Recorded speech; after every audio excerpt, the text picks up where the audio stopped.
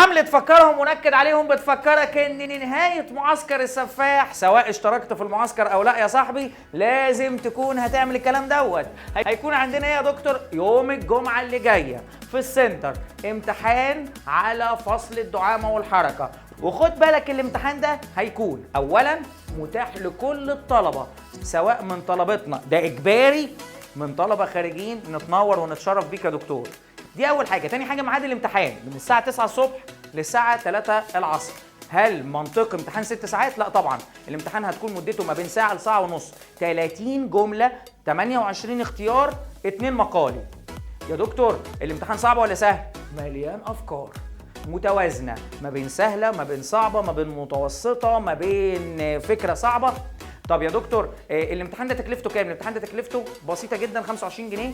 الامتحان هيكون متاح للكل، بالنسبه لينا كلنا هيكون يوم الجمعه. فين؟ في السنتر. طب هيكون كام نموذج؟ هيكون 3 نماذج، كل نموذج غير التاني، مفيش اسئله متكرره اساسا.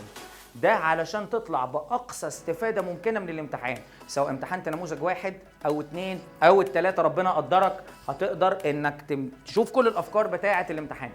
مستنيكم يا شباب، بحيث نقفل الدعامه والحركه قفله ختاميه تمام التمام، ونقفل بيها معسكر السفاح علشان نودعه ونستعد للامتحانات اللي جايه والهرمونات والقصص اللي جايه. اشوفكم يا رب على خير يوم الجمعه، مستنيكم كلكم. اجمد يا دكتور.